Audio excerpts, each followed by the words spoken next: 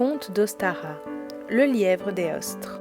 Il y a très très longtemps, au temps des dragons et des châteaux, vivait une belle déesse nommée Éostre. La déesse avait de longs cheveux épais de la couleur du blé doré, et ses yeux étaient bleus comme le ciel au-dessus de vos têtes. Éostre était la déesse du printemps, et sa mission était de s'assurer que la terre se réveille de son sommeil hivernal. Au printemps, le monde reprend vie. Les oiseaux gazouillent autour des arbres alors qu'ils construisent des nids pour les petits œufs qui seront bientôt éclos en petits oisillons. Les papillons sortent de leurs cocons portant de belles couleurs sur leurs ailes. Toutes les mères des animaux du monde donnent naissance à des bébés et de belles fleurs ouvrent leurs pétales. Le printemps est une période de nouveaux commencements. C'est un moment de célébration. Chaque année, le premier jour du printemps, Éostre organisait une énorme fête du printemps dans la prairie. Les animaux et les enfants de partout dans le monde y assistaient et apportaient des cadeaux pour la déesse du printemps pour montrer combien ils étaient heureux avec la nouvelle saison toute fraîche. Une année, le jour précédant le festival, le lièvre voulut donner à Éostre un cadeau. Mais le lièvre n'avait rien qui serait digne d'une déesse. Il était très pauvre et il avait du mal à se nourrir, sans même parler de donner un cadeau à quelqu'un. Ce jour-là, alors qu'il cherchait à travers la forêt de la nourriture, le lièvre trouva un œuf frais dans l'herbe. Il avait très faim et s'assit pour jouir de ce repas trouvé. Il était sur le point de casser l'œuf quand il s'arrêta soudainement. « Cet œuf fera un beau cadeau pour Éostre », pensa-t-il en lui-même. Un œuf symbolise la naissance et le printemps.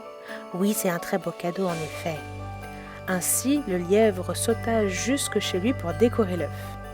Le lendemain, le lièvre alla vers la prairie et bondit jusqu'à la déesse. Il lui remit timidement son cadeau. Éostre jeta un coup d'œil sur l'œuf et fit un grand sourire au lièvre.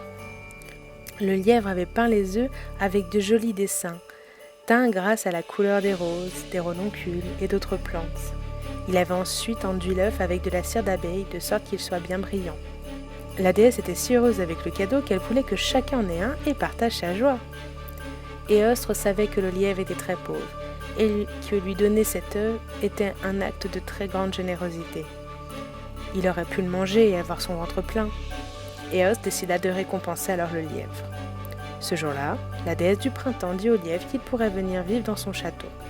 Il aurait un seul travail et ce serait d'offrir un œuf décoré aux enfants dans le monde entier, car Éostre aimait les enfants. Les enfants symbolisent la naissance et l'innocence. Les œufs seraient distribués à la veille de la fête du printemps, de sorte que les enfants se réveillent et les trouvent dans la matinée. Et chaque année, le lièvre d'Éostre et ses descendants livrent des œufs pour les enfants. Aujourd'hui, nous appelons le lièvre le lapin de Pâques, parce que le dimanche après la première pleine lune de l'équinoxe de printemps est le dimanche de Pâques, une fête chrétienne. Par ailleurs, pour beaucoup, œuf de Pâques est beaucoup plus facile à dire que œuf d'Éostre. J'en profite donc pour vous souhaiter une belle équinoxe de printemps, de belles célébrations si vous aussi vous fêtez Ostara ou Éostre selon vos croyances. J'espère que cette histoire vous a plu. Si c'est le cas, je vous invite à mettre un pouce vers le haut, à laisser un petit commentaire pourquoi pas et à partager cette vidéo. N'oubliez pas de vous abonner aussi pour avoir droit à d'autres histoires et d'autres contenus sur le Boudoir Rose. Au revoir.